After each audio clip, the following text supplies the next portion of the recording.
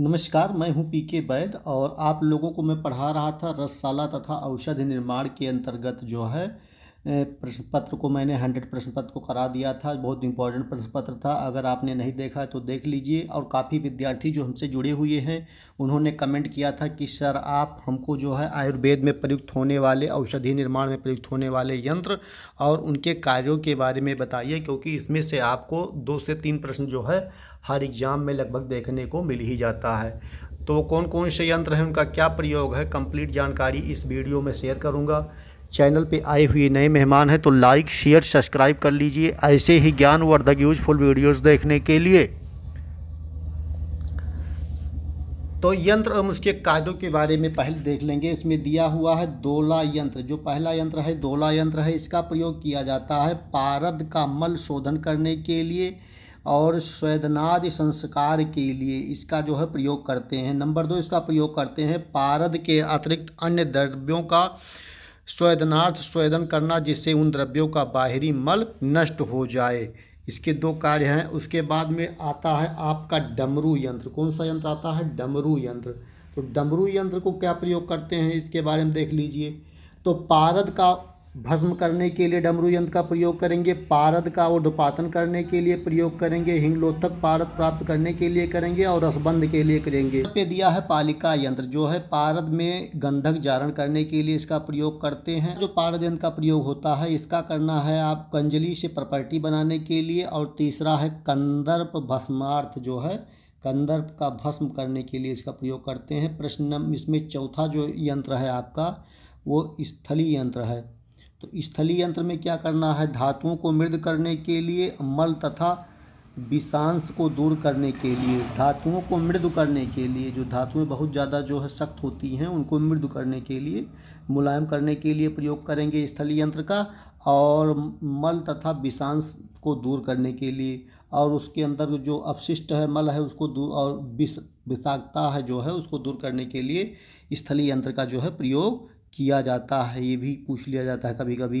इसके बाद आपका आता है 5 नंबर पे। 5 नंबर पे है आपका स्वेदनी यंत्र। तो इसका क्या काम है? गंधक शोधन में इसका उपयोग करते हैं और मल को शैथिल्य करना, मल को जो है क्या करना? शैथिल्य करने के लिए। 2 काम इसका है स्वेदनी यंत्र का। ये इंपॉर्टेंट है, कई बार पूछा गया है तो इसे आप लोग नोट कर लीजिएगा। और उसके बाद में आता है आपका बालुका यंत्र। बालुका यंत्र का क्या प्रयोग है?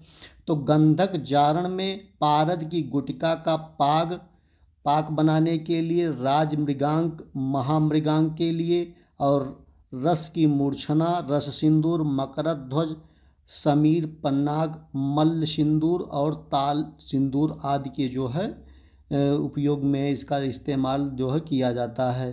तो इसे आप लोग नोट कर लेंगे। बालुका यंत्र भी कई बार पूछा ही गया है। उसके बाद आता है संपुट यंत्र।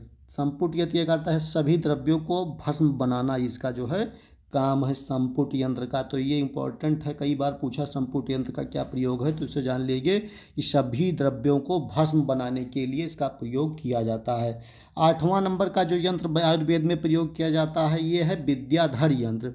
तो 2 हाड़ियों के संपुट को विद्याधर यंत्र कहते हैं। 2 हाड़ियों के संपुट को आपस में जोड़ के उसमें जो है औषध द्रव्य रखा जाता है, उसके बाद में उसको पकाया जाता है, तो उसको क्या कहते हैं? विद्याधर यंत्र। उसके बाद में क्या होता है इसमें देख लेंगे। इसमें है पातना यंत्र या ऊर्ध्वपातन यंत्र जो है। तो इसका क्या उपयोग है? 9वें नंबर का जो है इसमें पारद में गंधक व अन्य लौह के जागरणार्थ प्रयोग करेंगे और शुद्ध हिंगुल से पारद प्राप्त करने के लिए जो है ऊर्ध्वपातन यंत्र या पातना यंत्र का प्रयोग करेंगे। और उसके नंबर इसमें दिया है अधपातना यंत्र। अब इसका क्या प्रयोग है? तो इसका प्रयोग जो मुख्य प्रयोग है पारद का पातन संस्करणगत अधपातन संस्कार करना, और दूसरा है पारद के यौगिक दोषों का निवारणार्थ, जो है पारद के यौगिक दोषों का निवारण कर देना जो है इसका काम है। प्रश्न इसमें जो 11वें नंबर पे यंत्र प्रयोग किया जाता है उसका क्या है? तो इसका है त्रियक पातना यंत्र।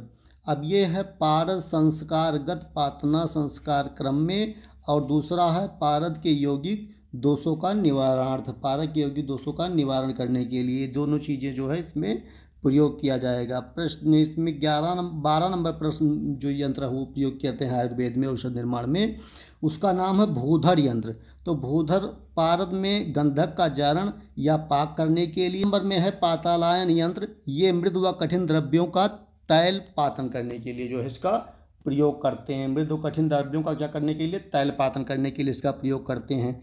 उसके बाद आता है 14 नंबर पे खलु यंत्र।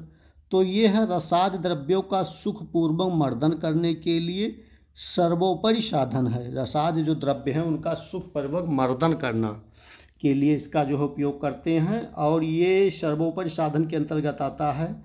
अब इसका क्या होता है, इसमें निर्माण के लिए आधार पर 3 पत्थर का खरल, लकड़ी का खरल, लोहे का खरल, 3 इसमें होते हैं। तो एक होता है पत्थर का खरल, दूसरा होता है लकड़ी का खरल और तीसरा होता है लोहे का खरल। आधार पर अर्धचंद्राकार, वर्तुलाकार और तृप्त खरल, इस तरह से जो है इसका जो है आप याद रखेंगे, इम्पोर्टेंट है। अब उसके आगे पढ़ लेंगे तो इसमें अभी और चीज़ें देख लेंगे। इसमें होता है पारद का शोधन, जारण व मूर्छन के लिए खरल का उपयोग करते हैं, और जो महत्वपूर्ण है सभी तरह के खरलीय औषधियों के निर्माण व मर्दन में उपयोगी होता है आपका यंत्र। प्रश्न इसमें 15 नंबर का जो यंत्र प्रयोग किया जाता है आयुर्वेद दवा निर्माण में, इसका नाम है वर्तुल खरल यंत्र। ये क्या होता है? गोल आकार का कठिन पत्थर का बना हुआ, अत्यंत चिकना, गोल व्यास 12 अंगुल तक तथा गहराई 4 अंगुल होती है। औषधि के मर्दन के लिए इसका प्रयोग किया जाता है। ये भी इम्पोर्टेंट है, कई बार पूछा गया है। और उसमें 16 नंबर का जो आपका यंत्र आयुर्वेद औषध निर्माण में है, उसका नाम है तप्त खल्व यंत्र। या लोहे या बिड लोह का बना अर्धचंद्राकार आकृति का 9 अंगुल लंबा, 6 अंगुल लंबा, मर्दन यानी मूसल जो है 8 अंगुल लंबा। तो 6 अंगुल लंबा, 9 अंगुल लंबा, 6 अंगुल चौड़ा होना चाहिए इसमें। और मूसल जो इसमें प्रयोग करेंगे 8 अंगुल लंबा होगा, और प्रयोग करेंगे पारद का मूर्छन संस्कार तथा क्षार अम्ल के साथ पारद का स्वेदन करने के लिए इसको प्रयोग करेंगे। 17 नंबर में जो यंत्र बताया गया है आयुर्वेद में, इसका नाम है तुला यंत्र। तो इसका प्रयोग है पारद में गंधक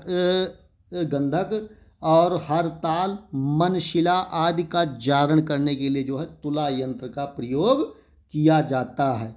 18 नंबर पे है उलूखल यंत्र या इमाम दस्ता बोला जाता है। इमाम दस्ता तो सभी लोगों के घरों में अक्सर आपको देखने को मिल जाता होगा।